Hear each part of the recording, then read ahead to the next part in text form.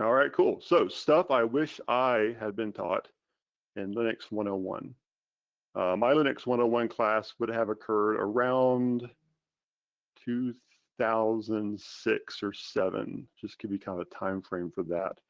And actually, there's an amazing story if you check out. I have the crappiest website on the internet. This is my personal website, and it's got like 2 ridiculous blog posts on it. And one of them is all about the first time I ever installed Linux and how it resulted in me losing what was up to that point every stored picture of my 2 boys and every video that we had saved. Like it didn't go well. The dual booting did not go well, and I lost all the baby pictures.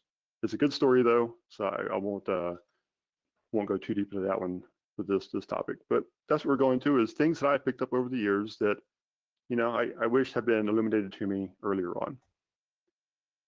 Hope if I go to my slide deck. There we go. Now, who am I? I'm TC. I coined myself as a dad, a husband, a pen tester, a traveling man. Wink, wink, if anyone knows what that is, and an oddball among geeks. I think the last bit of that phrase there, a lot of us can probably associate ourselves with, because even amongst the the groups that we're in, sometimes it's possible to feel like you are the oddball in that group, and that is a lot of times how I felt coming up through the ranks of an IT and a security professional. Where I started off, I was in the Air Force. When I first started taking some college level classes for computer stuff, I was a mechanic on C-130s. I was out turning wrenches all day and coming home and pounding the keyboard all night. Later on, I moved in the Air Force, where I changed jobs to where I joined space operations, and I started flying satellites, a little more high tech. And that was actually kind of a childhood dream come true kind of thing. I was a space camp kid and all that. So while I was there, they appointed me the Squadron SharePoint Administrator. It sounds very exciting, I know.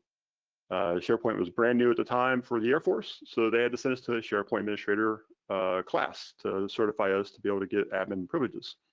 While we were there, we were at a small company in town that would teach all kinds of certifications.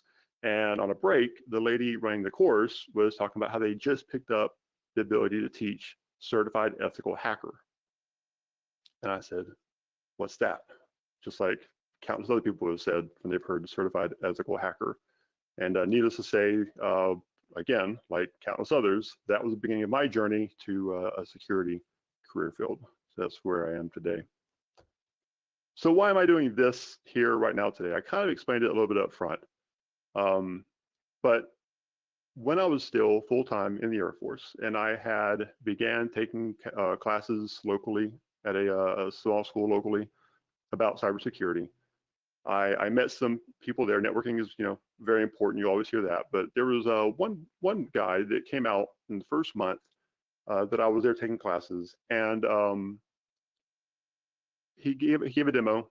Came back the next year, gave a demo again, and I asked him. I said, "Hey, can I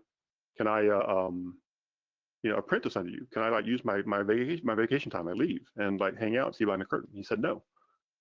He said no because there's NDAs and stuff, right? So after some talking and some technical talks and some lunches, he actually took me on as an apprentice and would fly me out with him to pen test gigs and everything. So that's how I kind of got my foot in the door.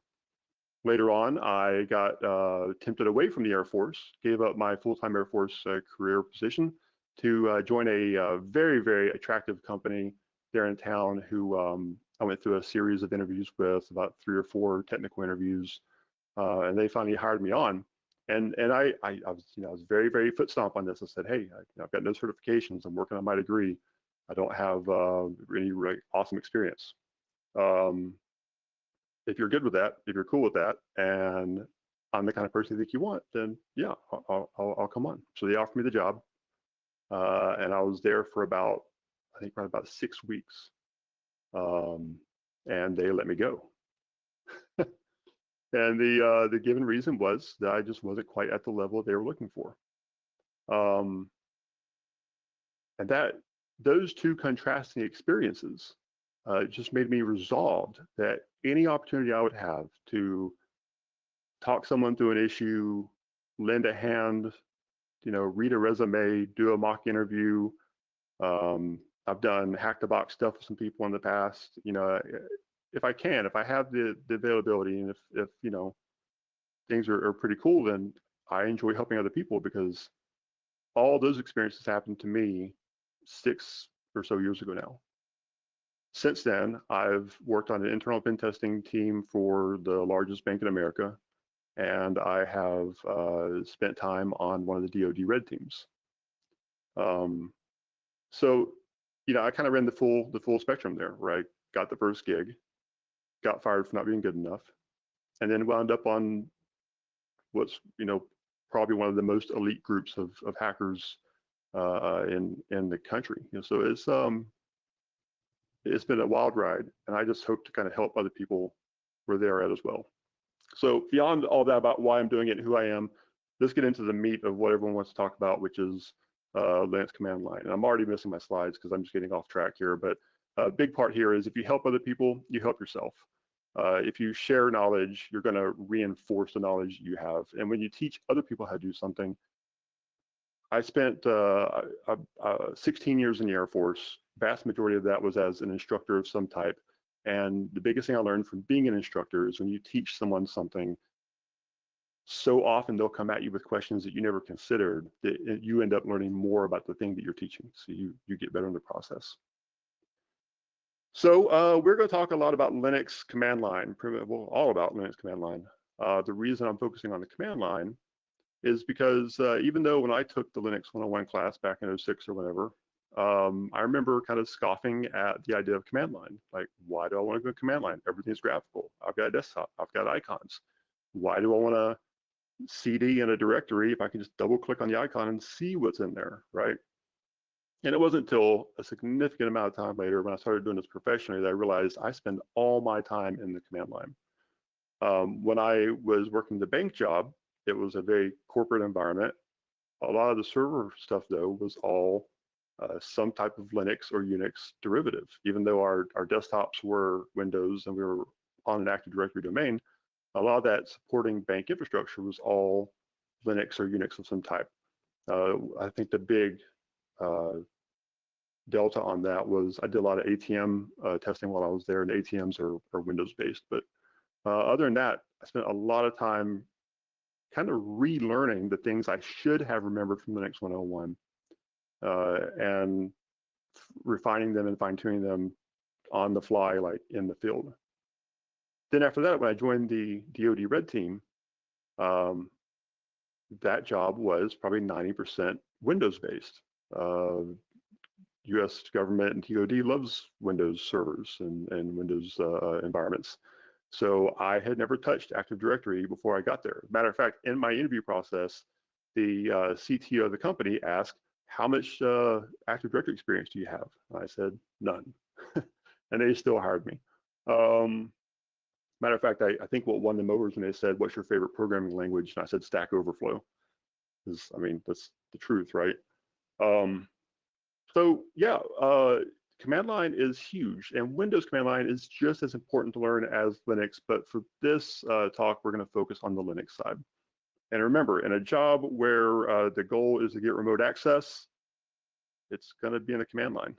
It's extremely rare to find that open RDP port to go through. At least in my experience, maybe not yours. All right, so getting into it, here we go. First thing first.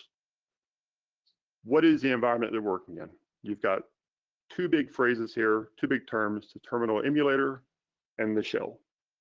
And those terms end up being used conversationally back and forth, swapped between each other.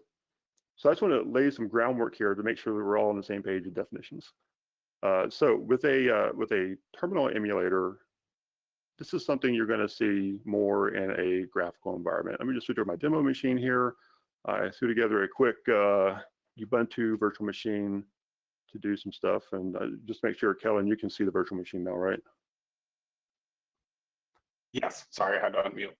No worries. So I'm logging in as Stan D ArdUser. And here you just have a fresh Ubuntu or Ubuntu, however you prefer to say it, 20.04, which I learned yesterday was a thing. It's like 2 days old, I think, on the market. This is just a basic user, does have admin privileges, but again, you see that we're in a graphical environment. In a graphical environment, when you open up your terminal, however you choose to do that, the thing that opens on your screen here, the whole box, the whole window, that is your terminal emulator. It's called an emulator because if you go way back in the day, all Unix was a terminal. It was just a display with the command line. That's all you got. To see that, we can do something called a TTY switch. You can't see this, but I'm hitting Control Alt F3, and it's doing nothing because I'm in demo mode. So of course it's not gonna like play nice with me, right? Because it never does that. I swear I practiced this last night.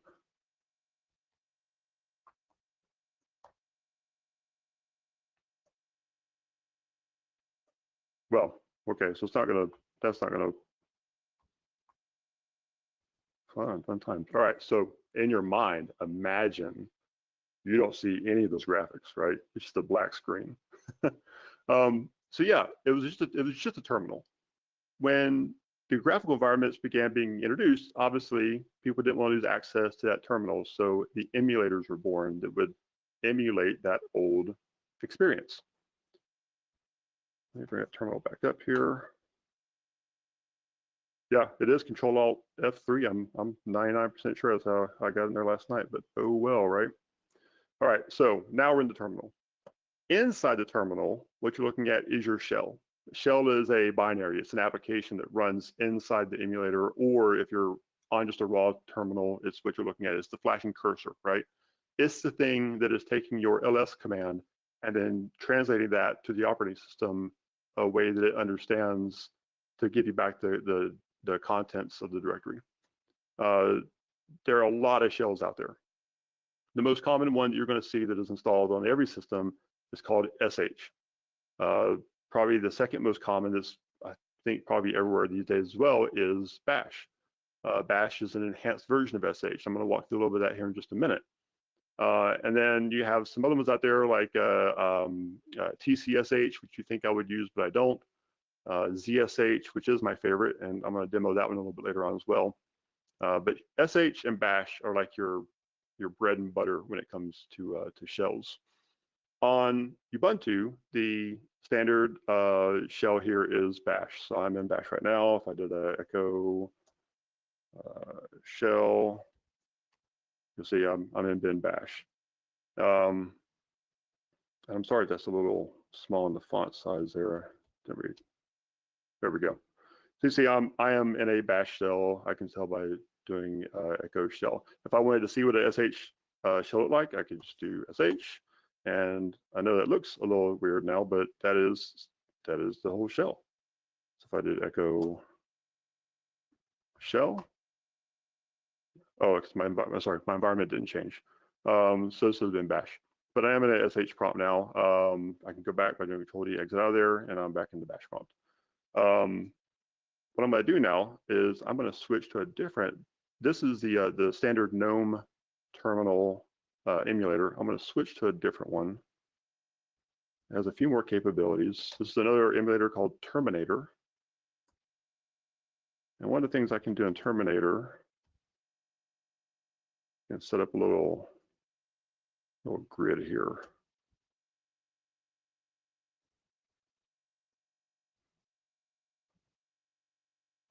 Zoom in some so you can all see what's going on.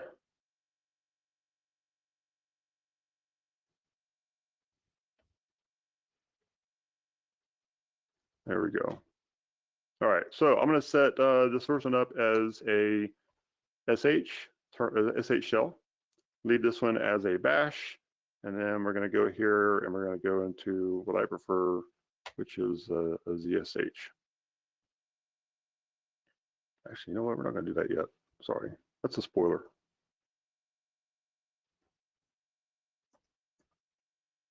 Let's just look at these two. So we have SH and we have Bash side by side. Nothing I can do in Terminator. I can go here and turn on what's called broadcast, where I broadcast to all, and now you'll see everything I type in goes into both those terminals side by side. So standard commands all work.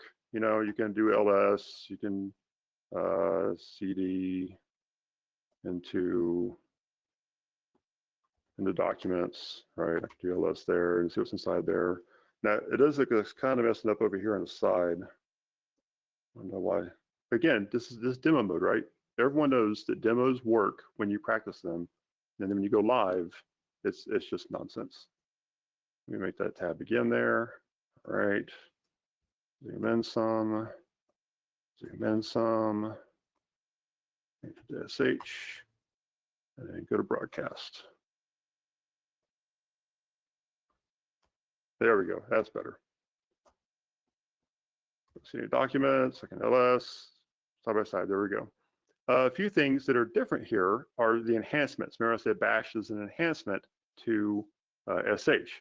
So one thing you can do when your terminal gets all congested, but crap you don't want to see anymore, is a quick shortcut is just Control L to clear the screen. Hit Control L, you see my bash cleared out, but my sh did not because it doesn't have that as part of its enhancement. I can, however, type clear and it clears it out. Another thing that we're going to cover in a different slide later on is tab completion. Does not work well in sh, works beautifully in bash. Now, so these are different shells. The reason I wanted to bring it up in this kind of environment is if you are working remotely on a machine and you find that a command isn't working, something easy that should be working that's not. I'm actually kind of spacing on the thought of that right now, but one of the ones I experienced was I found myself on a laptop that was in a kiosk mode, and my task was to break out of that kiosk mode. Which, pro tip, if you're trying to break out of a graphical kiosk mode, if it's Linux or Windows or whatever, if you can get to the help file, you can probably pop a shell.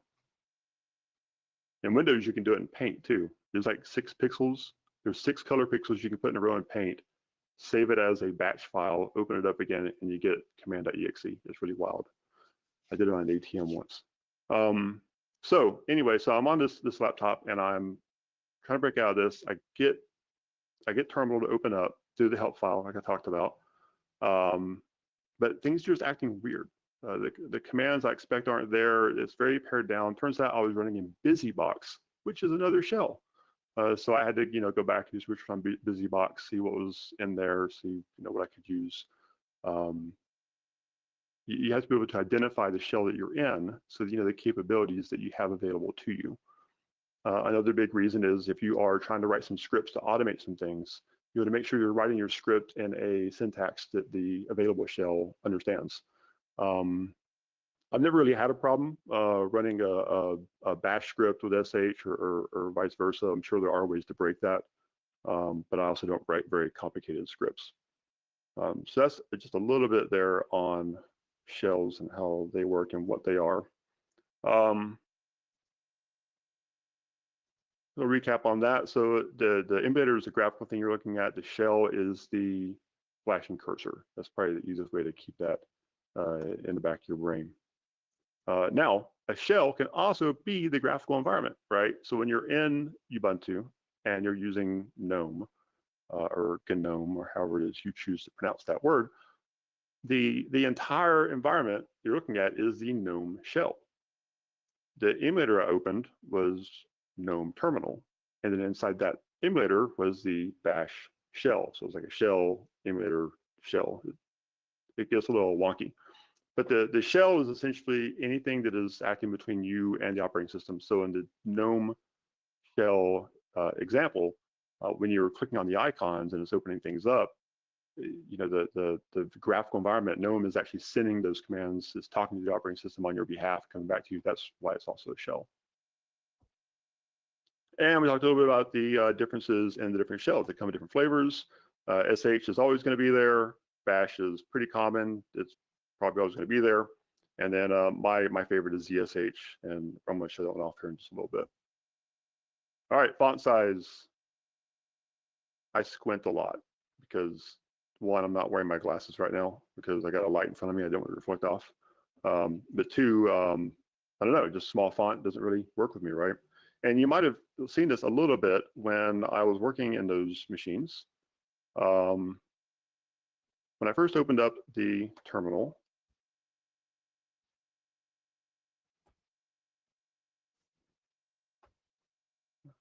come on now. There we go. The text is a default size. And let's just actually look and see what pitch this is right now. If I go into preferences and I go into profiles, it's like it's a 13 pitch font, possibly, which that does not look like 13 to me, at least on my screen. It looks more like 8 or 9. That's probably gonna be a resolution thing from the virtual machine. But I don't want to squint. I don't want to like have to, you know, lean forward and look like I'm putting my face into the screen here. So there's a little keyboard shortcut you can use. This works on most emulators that I've come across. It's just you want to do it's the plus and minus keys. So to get the plus key, obviously that's a shift involved, right? So control shift plus key or control minus keys. But control shift plus, there we go. So I can zoom that way in, bring it way up there. Great for presentations. And then control minus, I can take it down again. There we go. Now that does not persist, right? So if I close this and I open it up again, we're back to that tiny minuscule pitch 13 again. Your emulator that you're running is a program, right? Most programs have configs, have options. So here we're going to go in our profile section, say I don't want to use default. I'm going to go to some other mono font. We'll just pick Sans, Deja Vu Sans for right now. And then down here, I'm just going to boost that up to like 20. Select and close it. And there we go. The reason I say I wish I was taught this when I started off is because I probably spent a good number of years squinting at the screen and you know, having to have that monitor a little closer to what was probably comfortable or aesthetically pleasing. Now, you know, most time you just open up your shell. If it's not where you want it, you plus and minus a little bit, get it where you want it, do what you got to do. If it's your machine, start playing with the preferences and, you know, set it how you want it and forget it. Back to the deck. Tmux. Oh, how I wish I had been taught about screen and or Tmux early on in my journey. So screen is probably conversationally the more known of the two, but I meant to confirm this before the thing here today, but I thought screen became deprecated. But to double check on that. But for whatever reason, Tmux is the one that I fell into.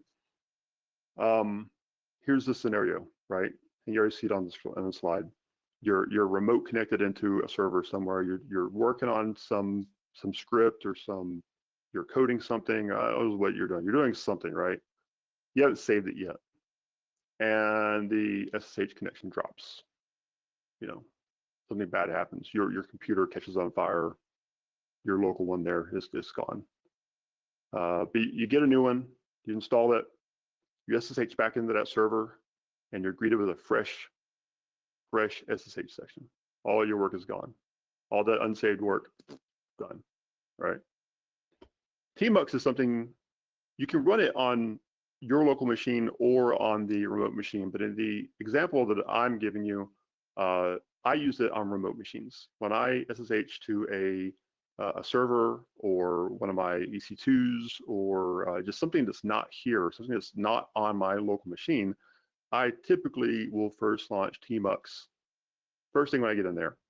Then if I need to take a break, walk away, or like in my case, the network infrastructure that I've been working on as a project at work, we have very short timeouts on our SSH sessions. So if you're not doing anything, if you're reading an article, if you're you just get a copy or whatever, you come back, your session's probably dead. So first thing I do, SSH in, start Tmux, do what I gotta do, and if I gotta like lock my screen, walk away, whatever, you know, I come back. If that connection is dropped, I just connect back in, open that session again, and my work is still there. I'm gonna show that to you right now. Here we go. Back to our demo machine.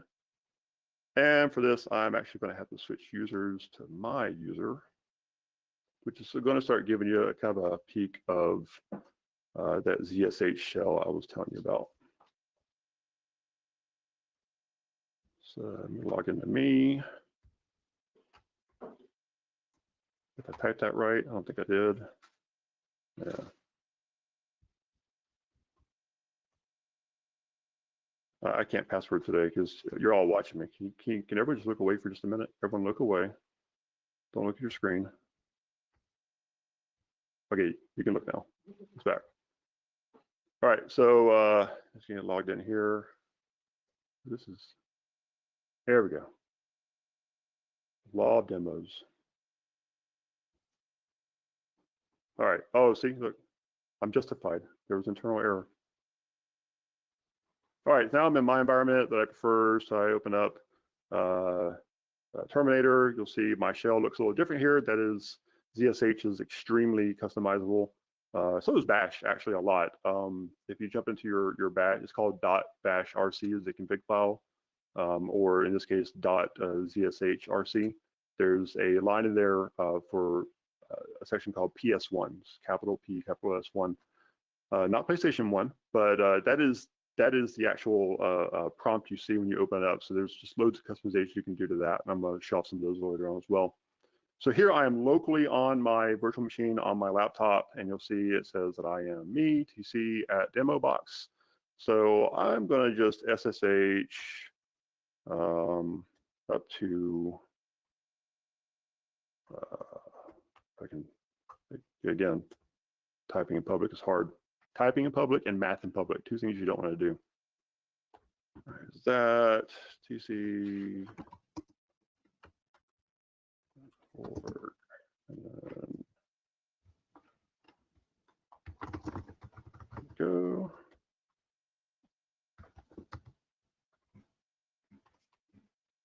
All right, here we go. So I am now at Kellen. I think you're unmuted and typing.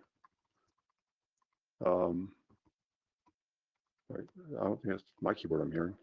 I don't know. Anyway, so here I am. I just logged into one of my SSHs or one of my remote servers that I have.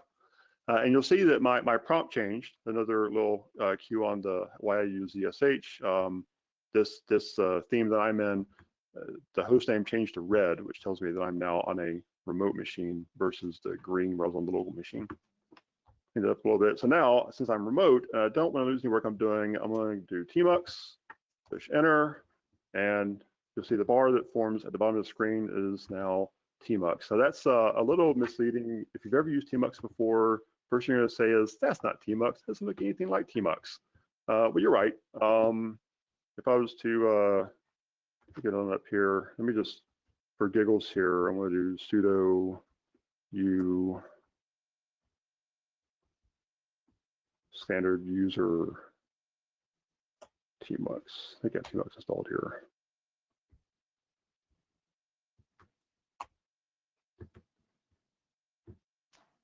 Oh, my password. All right, so see now I've the reason I did the sudo tac u standard user, that allows me to run a command as standard user as long as my account is allowed to do that through access control.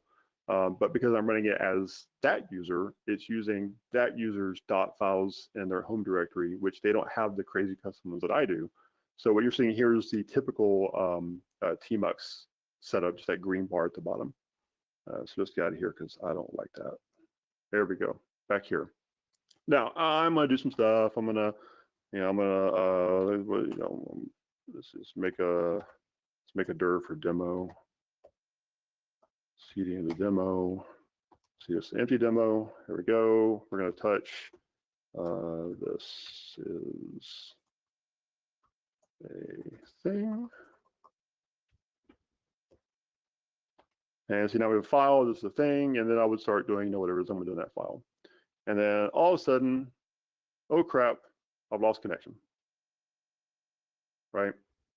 Now already I can see where this is kind of a flawed demo because that was a saved thing. So that was a bad demo. I don't like that demo. I changed my line. Redo the demo, right?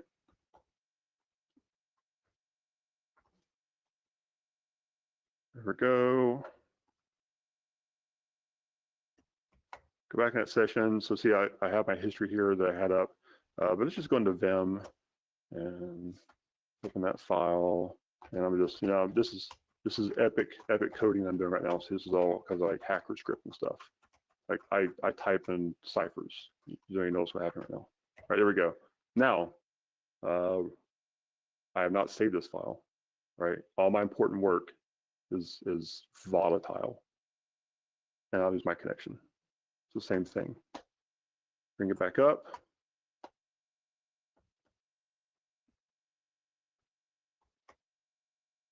Now I do tmux. It was just tmux to start it. Tmux space A to get into my last session. And you can go crazy with this. You can start new sessions. You give names to, and you can do tmux A, the name, and you can get into different sessions.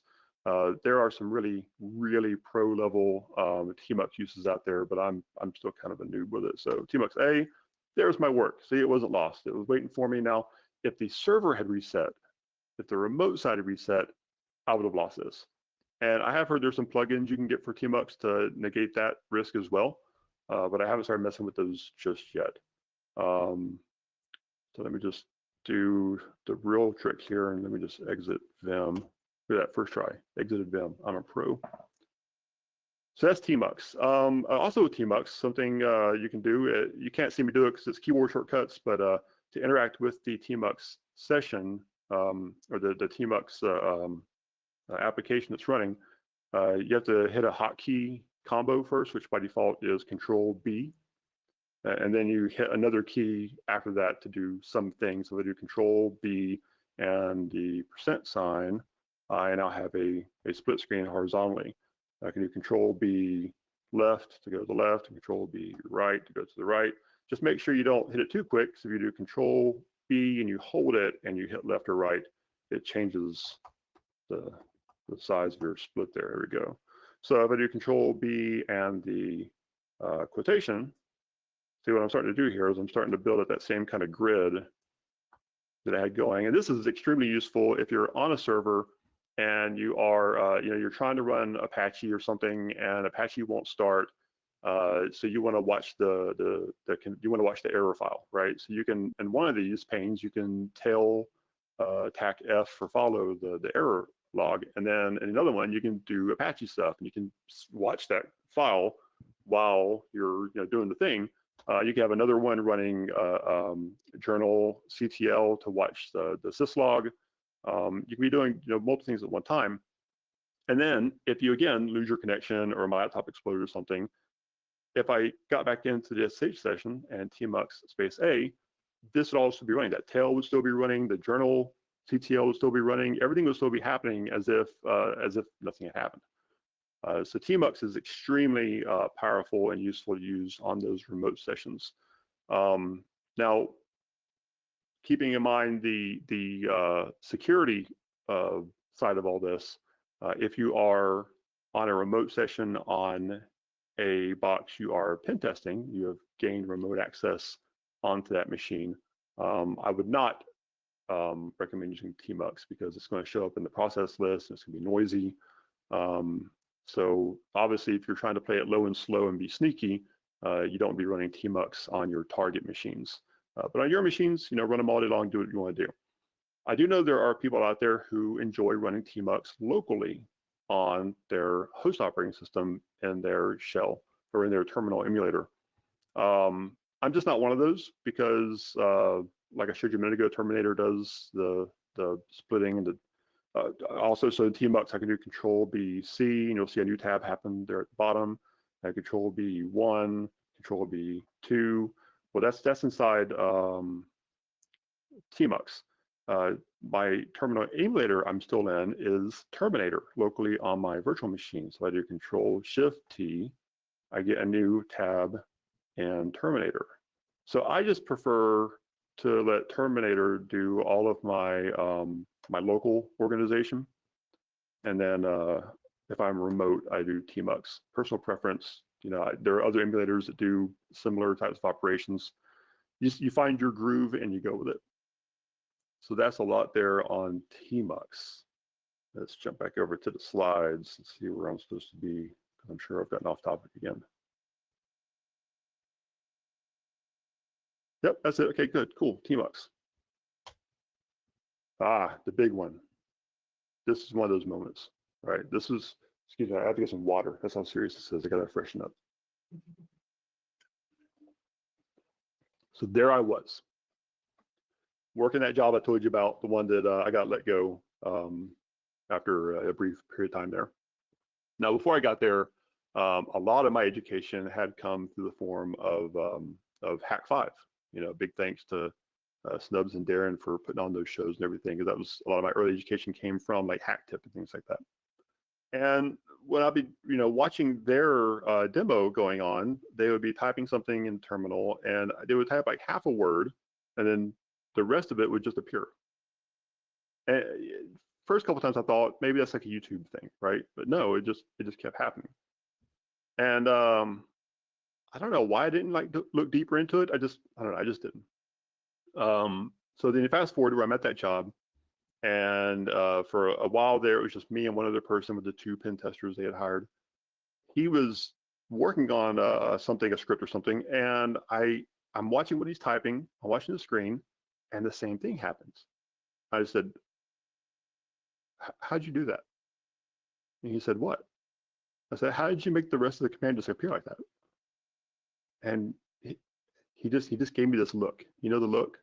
It's like, are you asking because you're joking, or are you asking because you're serious, right? And that's how I learned about tab completion. So we're going to talk about tab completion a little bit. And I have to if I didn't say anything about this, you wouldn't know, but I'm going to say it anyway. I actually meant for this to go a lot deeper than what it's going to, namely because right now I am actually working on a tab completion problem where I have Red Hat installed on some servers locally, and I have Red Hat installed up in Amazon on EC2 boxes, and they're both RHEL 8, and they're both the same version of RHEL 8, but obviously came from different sources, and the tab completions are behaving differently, and it's driving me nuts. So I was hoping to use this as an excuse to actually learn some of the nuts and bolts behind tab completion and teach it to you, but I did not get around to doing that, so sorry about that. But we're going to jump into tab completion anyway. Here we go. I'm going to refresh this real quick. And let me make sure, there we go. Don't worry about that. Bring up Terminator, set it up into some grids. And we're going to do this one for SH. And leave that one bash. And leave, oh, that's not bash, that's CSH. This one bash. There we go. And we're going to turn on that broadcast again. All right, let's clear it up.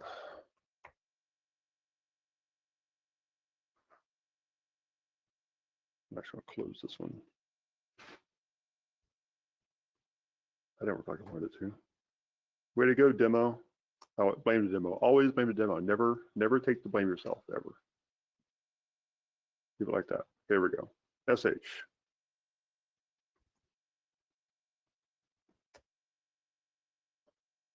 Bash and ZSH.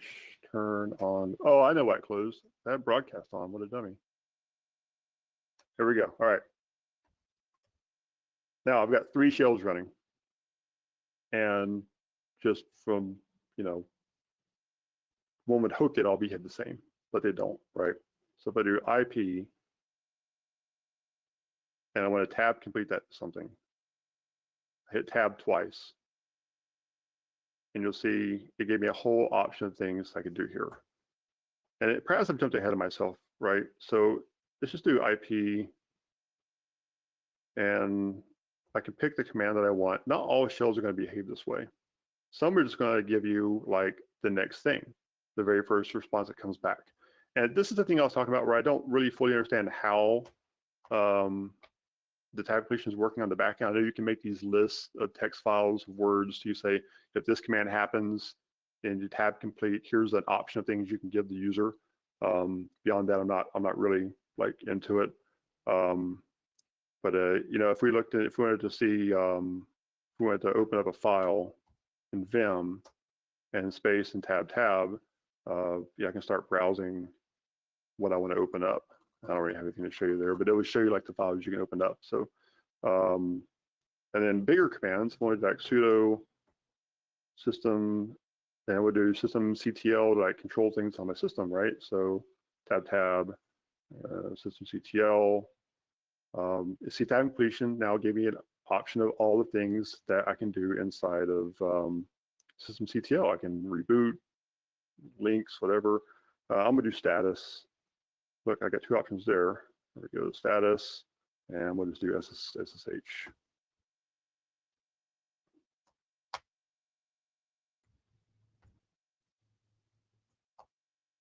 And I get my status with SSH. So I didn't have to like know the whole syntax. Tab completion helped me out with the syntax. Now I know ZSH has a reputation of having a very smart and robust tab completion. So let's look at that same thing in bash. I do sudo system, and what you didn't see there, right? I did sy s t. I did the em for me. There we go. CTL. Now you see here, unlike ZSH, bash is not giving me that little availability to take the cursor and like select which command I want, right? Bash is just showing me what my options are. So I have to start filling that in a little bit myself. There's a T for status, there we go, SSH. And again, I have to manually type this in myself. So I'm gonna do SSH.s, there's service and socket. So I'll do the E for service. And there we go. Now, obviously, you're going to move a little faster than that when you're doing things. But tab completion is one of those things that I have heard the story more than once, like my own. People said they have gone years watching these commands magically pop up on the screen. And they either A, are too afraid to ask how that's happening, or B, they've asked and they've kind of been embarrassed by it. And wow, something weird happened over here. Okay, so I just learned something. Apparently broadcast works across tabs, not just on that tab. And I've just done all kinds of crazy things here. Because look, somehow I got Vim opened up over here and it's just gone nuts. So it's, that's fun, right?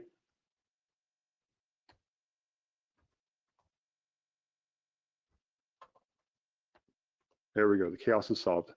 So again, we do sudo syst tab, and you'll see how they all behave a little different. So bash gave me system, ZSH gave me system and a list of things I can choose from, and then SH just told me, okay, here's two tabs.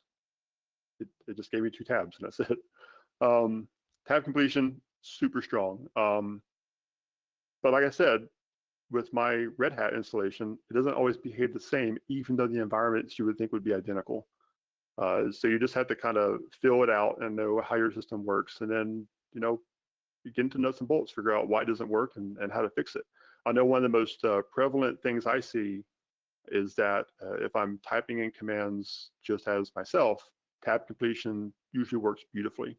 But if I prep this with sudo and then start with a command, on a lot of systems, it seems to break tab completion for whatever reason. It doesn't recognize sudo as a precursor to everything. So that's just a little bit on tab completion. I hope that genuinely helps someone, because that's probably the most useful thing I'm going to talk about in here. Or is it? I don't know. Let's find out. Sudo bang bang. So yeah, this was already in my slide deck, but then earlier on Twitter, I think a few people chimed in on the topic, and they were saying sudo bang bang. That's the one that gets me, right? So let's pop over here again, and we're going to close this. Actually, let's just close the whole thing out so we don't get that weird broadcasting going on again. All right, new session. So I'm going to systemctl status SSH D service, and it showed it to me. I didn't think it would, but if we go in here and we do stop. Now this is a Ubuntu thing where it comes up, gives me the opportunity to type my password, and it's going to authenticate for me. But I want you to just imagine in your head this happened. Access denied. And so they're going, wait a minute, I'm an admin. I should have access to do systemctl. I've done this before. I know I have stopped services before. Oh, crap, I forgot sudo, right? But I don't want to type all that again. So I'm just going to do sudo space, bang, bang, enter. And look what it did for me. It took the last command I ran. The bang bang is basically a wild card for the last command, and it put sudo in front of there for me, so I can do password.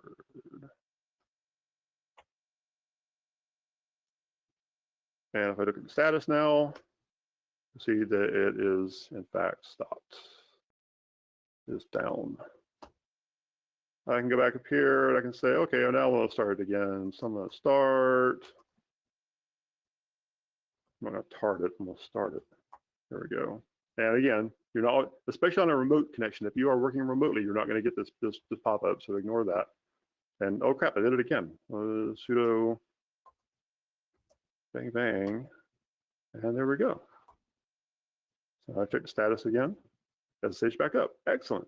Sudo bang bang is a lifesaver when you are running one of those commands that is like 2 lines long, you know, and it's got like 4 or 5 preferences or parameters in it, and you still want to type all that all over again.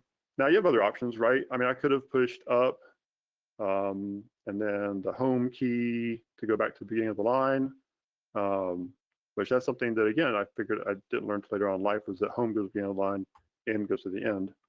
But home, I can do sudo, I can do it that way. Sudo bang bang just, I guess, feels more efficient, more effective. And then another weird thing you can do is, I don't know why you want to do this, through the sudo bang, it well, it didn't work on here. Anyway, if you just a solo bang, it just put the space in. So, yeah. Now it's not just sudo bang bang. If you run any command and there's something you wanted to put on the front that you didn't for whatever reason, I think sudo is the most common, right? This is not a sudo feature. This is a shell feature. So if I did cat bang bang, see it put cat in front of the sudo for me. Now, again, I don't know when you'd forget that, but if you did, you know, that's something you could do as well. So bang bang is just a shell feature. Sudo bang bang is a lifesaver, but there's another big way you can do this as well, which we're going to hit up next, which is working with the history. I'm sorry, I'm getting to a little fast mode now because I got a little behind the time curve here. We're going to skip copy paste, and we're going to go to history. Oh, that was a spoiler. Right, nothing you do here. History, right? This is a command where you can look and see all the stuff that you have typed over the last little while, right? And yeah, go back to copy and paste. I can go up here and I could copy this. I could highlight it and I could do Control-Shift-C, Control-Shift-V and get it down there and run it again, right? That's a couple of keystrokes. I could also pull that bang out again, bang, and you see this number next to the history, 112, enter, and it didn't work for me. There we go, there's no space. Bang 112, and it pulls up that command. Again, if you have like a long command and it runs like multiple lines, if I have a 2-line command and I want to run down, like I'd get way more than I want to. So you can go to the history file and you can find something in there you want to run again, bang that number, it brings it up again. Now another caveat here is sometimes it behaves differently. In some systems, you do bang the number and it not only pulls up that old command, but it runs it immediately as well. And then some systems it doesn't, and I'm not really sure what the causing factor that is. It's probably something in your shell config. Now, what if talking about history file? What if I want to do something like run a test run of a script or of something? You want to start a service. You want to run an Ansible playbook or something, and you got to pass it a password. But just for the sake of brevity, you want to just put that password in as a parameter in your command. You obviously don't want passwords in your history file, right? And this can go for anything. If there's ever something you don't want to show up in the history file, all you got to do is put a space first. So if I put this is in history, there it is there. See, this is in history. If I do a space, this is not in history, it doesn't show up. Now I got to preface that again, because even though I see this work 99% of the time, I have also seen it not work. So the space is not 100%, but that's the way you can keep things from showing up in the history file. And let's hit, I think was the last topic here. Let's see.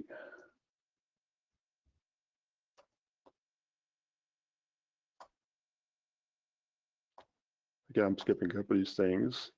Git integration, I gotta show you this real quick. I gotta show you Git integration.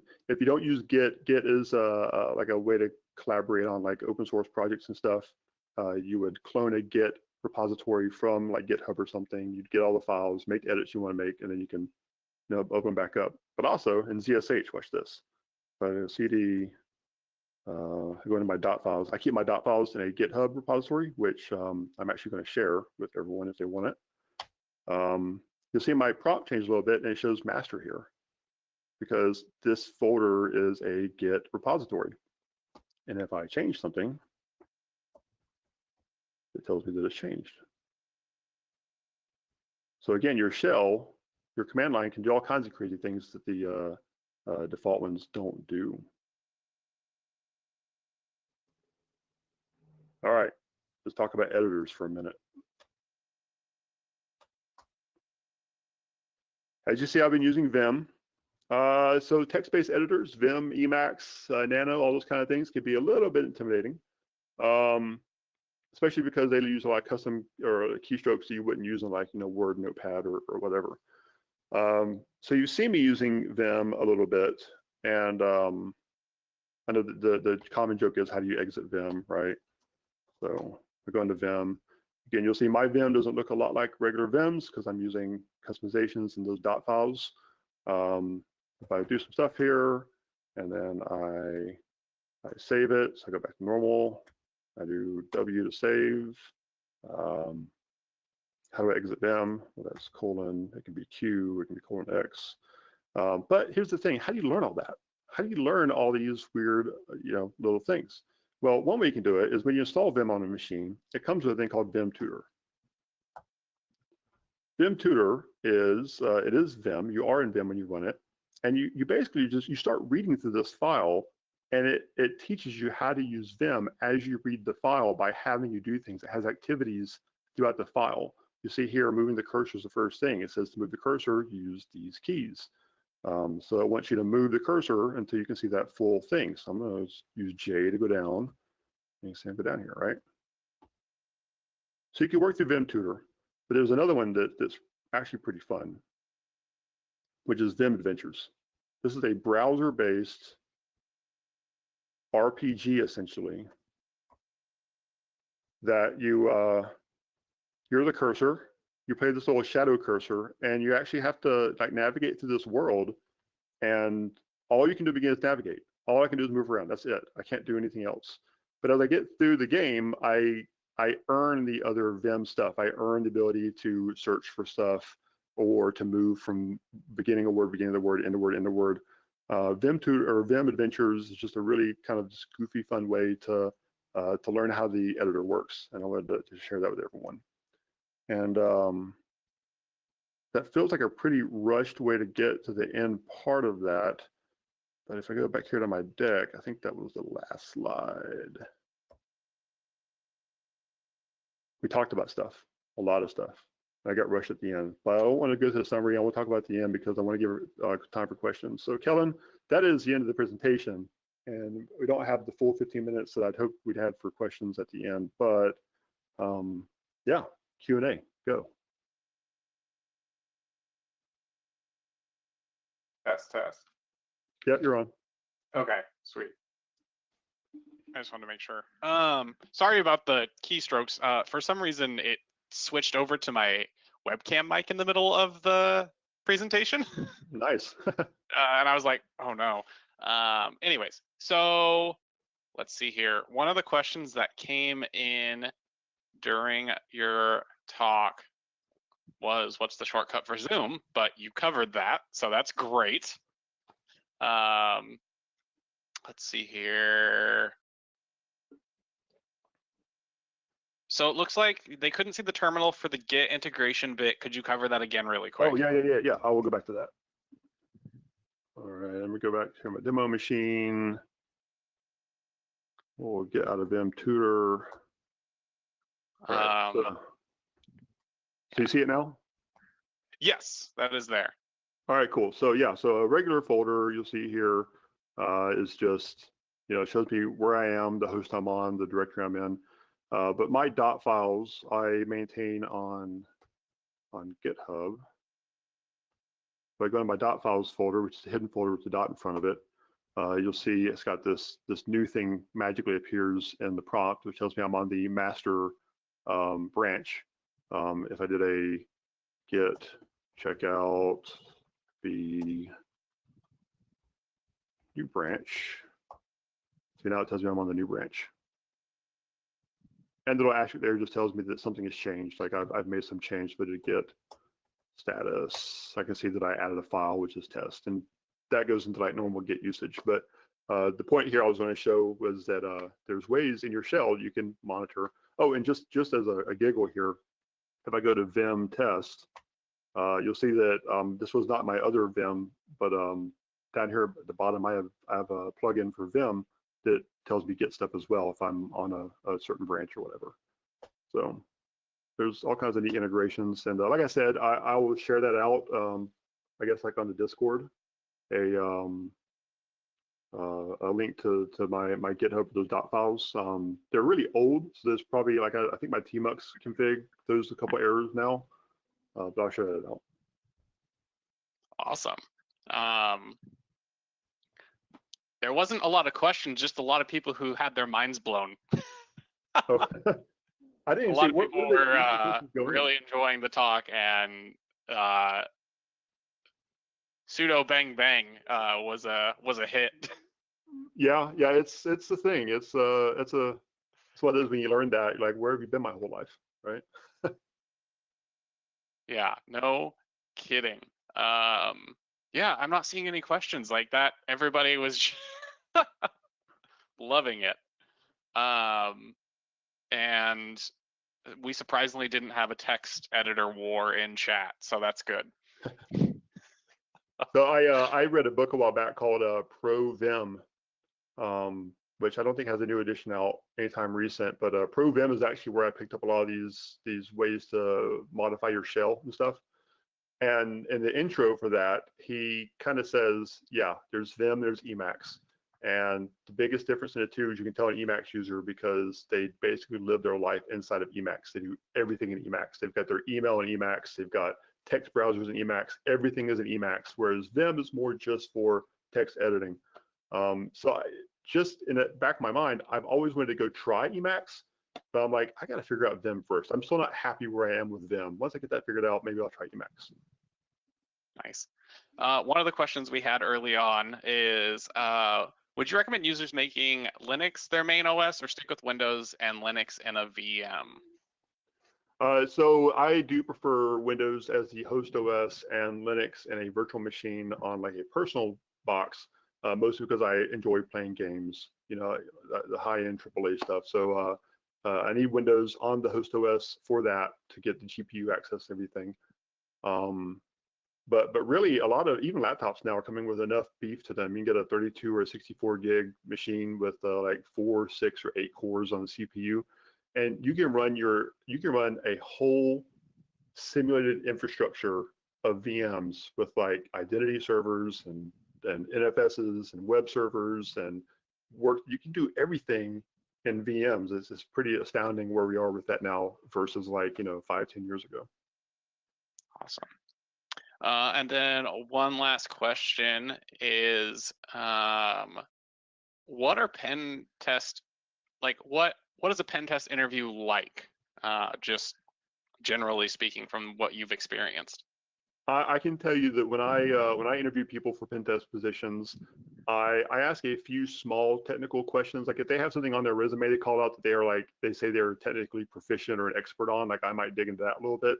But I ask more ethereal questions. Like one of my favorite questions, I'm gonna give it away.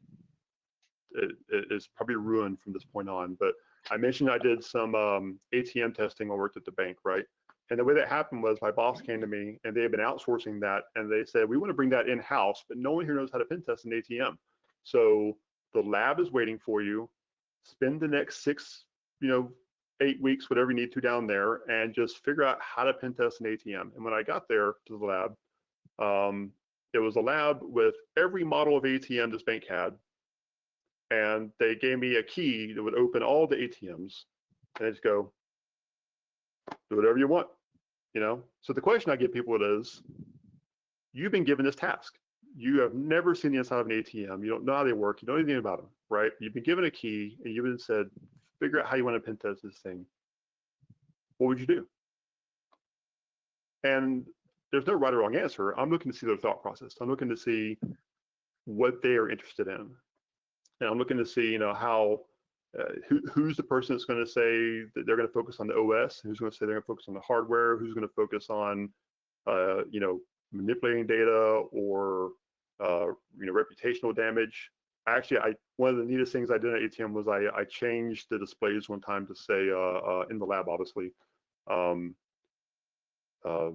the cash dispense just said, here's stupid, take your money.